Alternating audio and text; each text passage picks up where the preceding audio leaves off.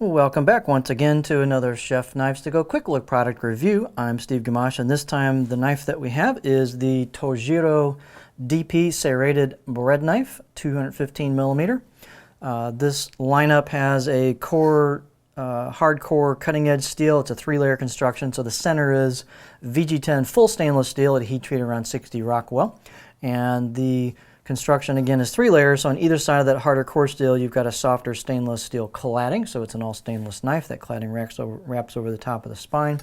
The weight and dimension should be pretty close from knife to knife on these. So this one's 179 grams or 6.3 ounces. The edge length is right about 211 from the back here, where it turns the corner at the back of the heel to the tip.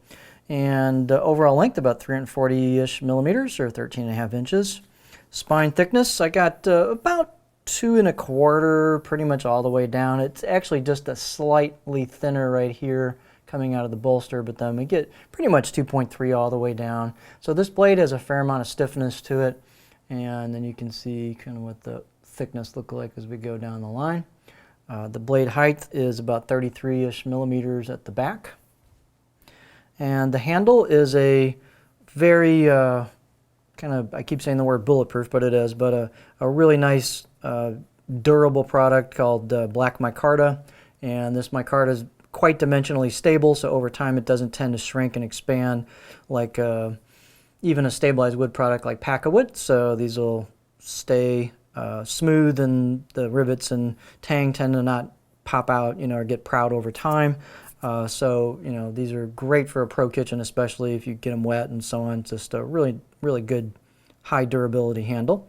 You do have a full tang throughout the back of that handle, and the stainless rivets, and a full bolster that comes into the blade. So the handle's going to be a little heavier on these, but that's just the style of them. And here is the balance point on there, so right about towards the front part of that bolster. This is, again, a fairly stiff blade. It's got a nice shape at the tips, a little bit kind of thinner than some bread knives, so you can get in there some detail work if you need to. These are getting really good reviews on the webpage as well as other places. So this knife is stinking sharp out of the box. It's a good solid 7 out of 10. It's very sharp out of the box. These do a great job of cutting things without giving you crumbs on bread products and so on. And they're also good for other types of things, of course, like tomatoes and some other types of products. So people tend to use them for a variety of things, not just slicing bread, but they do an exceptional job at bread and bread products. This one's not super long, so it's a little bit easier to maneuver, especially in a home kitchen where you might not be dealing with as large of products as you might in a pro environment, or if you do a lot of cakes and things like that, you might want a longer blade. But a really nice line of knives, great sharpness out of the box. They've got good fit and finish on them. I guess let's get our beauty shot here. So we have kind of etched kanji and some symbols and so on in there, naming stuff. On the right side of the blade, you've got those kind of tight scallop cutting edge on there, and you can see what that looks like. The left side of the blade looks like this, and the scallops, typically the left side of the blade's flat and the scallops are on the right side of the blade.